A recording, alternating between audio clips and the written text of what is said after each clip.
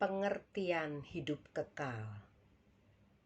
Yesus berkata, "Carilah dahulu kerajaan Allah dan kebenarannya, maka semua akan ditambahkan kepadamu."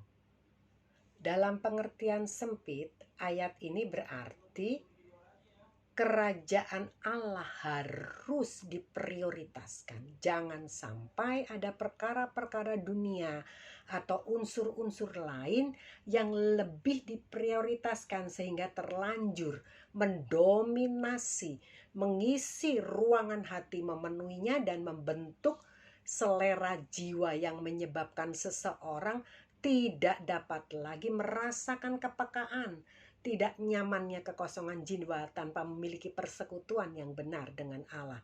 Ini adalah keadaan atau kondisi sesat di dalam pikiran atau kehidupan seseorang. Pada umumnya, kekosongan jiwa manusia disebabkan oleh hal-hal dari duniawi dan bendawi.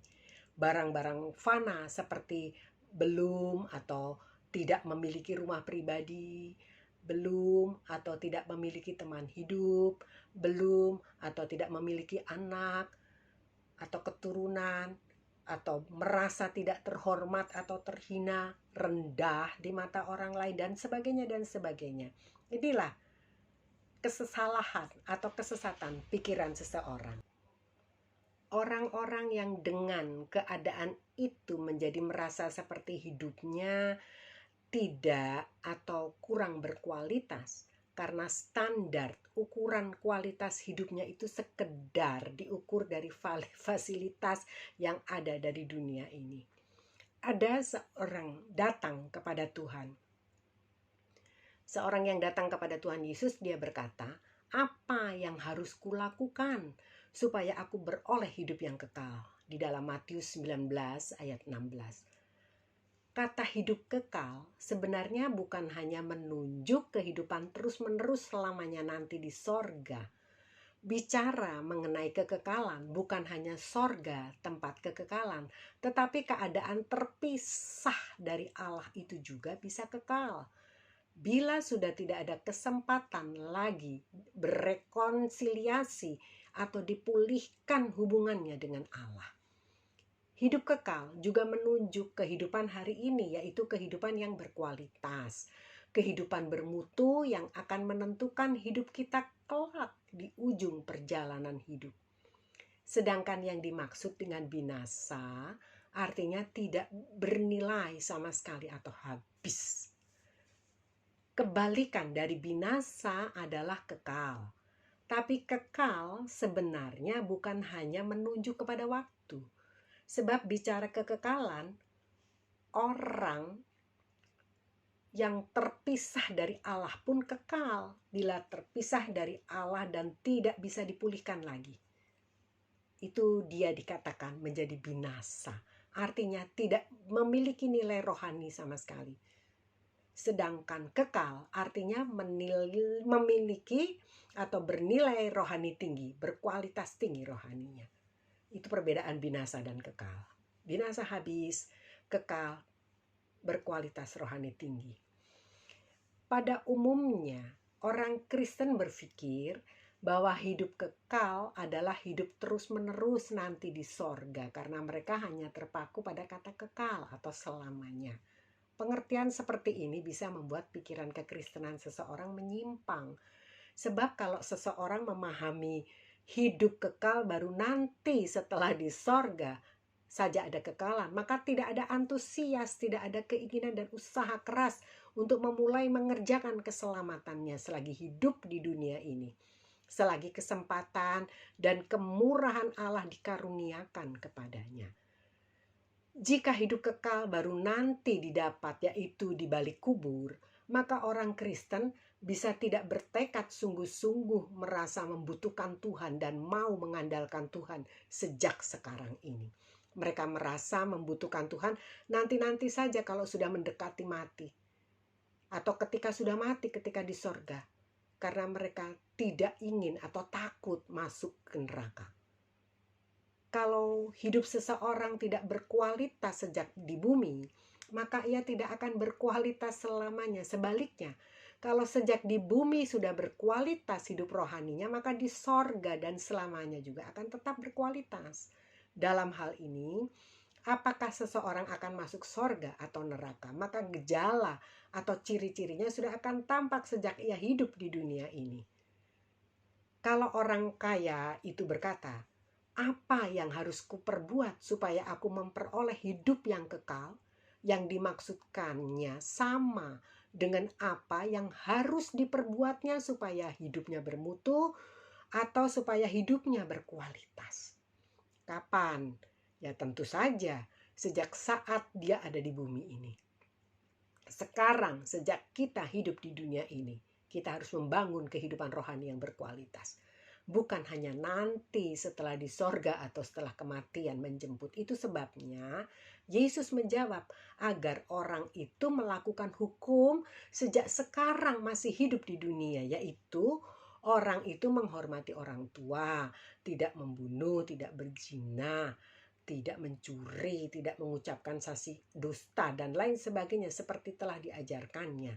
Dalam kehidupan bangsa Israel, standar hidup bersekutu dengan Elohim Yahweh adalah melakukan hukum dan menjalankan ibadah sesuai dengan apa yang diajarkan Musa, yaitu zaman ketika berlakunya Taurat. Itulah kehidupan yang dipandang sebagai berkualitas. Saudara yang kekasih dalam Tuhan, dari pengakuannya orang ini sudah memiliki hidup yang berkualitas. Anak muda yang kaya tadi yang bertanya, saudara, menurut ukuran orang beragama atau menurut ukuran orang-orang Yahudi tersebut. Orang ini juga disinyalir seorang pemimpin rumah ibadah karena ia jelas tahu betul atau bahkan mungkin menguasai segala perintah dan aturan dalam Taurat yang dipelajarinya. Selanjutnya, orang ini menyatakan bahwa ia sudah melakukan hukum sejak masa mudanya. Kemudian ia juga berkata, kemudian ia pun bertanya lagi, apa lagi yang masih kurang? Secara hukum, secara agama, bila ditinjau dari perspektif Yahudi, orang ini sudah berkualitas. Tetapi ternyata dia merasa ada sesuatu yang masih kurang. Itulah sebabnya dia bertanya, dia berkata, apa lagi yang masih kurang? Dan Tuhan Yesus menjawab, jika engkau hendak sempurna, itu dimaksudkan sebagai sebuah kualitas yang lebih tinggi dari standar kualitas orang beragama, melebihi dari kualitas agama Yahudi, agama-agama Samawi pada umumnya. Tuhan berkata, Tuhan Yesus sendiri berkata demikian, jual segala milikmu, berikanlah kepada orang miskin. Kapan ia harus melakukan hal tersebut? Tentu saja sejak sekarang, sejak saat dia mendapat jawaban dari Tuhan Yesus itu. Jika orang ini melakukan dengan benar, maka ia pun akan memperoleh harta di sorga. Selanjutnya Yesus berkata, kemudian datanglah kemari dan ikutlah aku. Kapan dimulainya lagi? Tentu saja sejak saat itu. Sekarang sejak saat Yesus mengatakannya. Hidup kekal atau hidup yang berkualitas yang ditawarkan Tuhan Yesus adalah hidup yang bernilai. Sekarang ini sejak di bumi. Itulah sebabnya Yesus berkata, carilah dahulu kerajaan Allah dan kebenarannya. Ini berarti perintah agar kita mendahulukan dan mengutamakan kepentingan kerajaan sorga melebihi keperluan dan kepentingan apapun yang berasal dari dunia ini, untuk mengajarkan agar manusia tidak lagi mendahulukan banyak perkara dunia. Manusia tidak perlu memprioritaskan banyak perkara dunia, dengan maksud agar supaya orang percaya dapat fokus memiliki hidup yang berkualitas rohani, selaras, seirama, setandar dengan kebenaran Kristus. Yesus menghendaki agar orang percaya tidak menunda-nunda dalam mengusahakan untuk memiliki hidup yang berkualitas. Sebab penundaan-penundaan semacam itulah yang akan menyebabkan kebinasaan, kehilangan kesempatan beroleh hidup kekal. Gunakan waktu dan kesempatan yang tersisa di hidup ini dengan tepat, dengan benar. Jangan mau dialihkan disibukkan oleh prioritas lain sehingga membuat hidup kita menyimpang atau berbelok, tidak fokus tertuju kepada sasaran panggilan sorgawi. Tujuan memiliki hidup kekal di dalam Yesus Kristus. Ibrani 12 ayat 2 berkata, marilah kita melakukan dengan mata yang tertuju kepada Yesus yang memimpin kita dalam iman dan yang membawa iman kita itu kepada kesempurnaan, yang dengan mengabaikan kehinaan tekun memikul salib ganti sukacita yang disediakan bagi Dia yang sekarang duduk di sebelah kanan tahta Allah. Begitupun dengan kita, abaikan segala penderitaan jika itu sudah kita alami atau sedang kita alami. Pikul salibnya, bayar harganya, agar kita dapat beroleh sasaran panggilan sorgawi, hadiah dari Tuhan Yesus Kristus. Puji Tuhan. Tuhan Yesus memberkati kita semua, tetap setia, tetap semangat, tetap jalankan pekerjaannya dengan sukacita.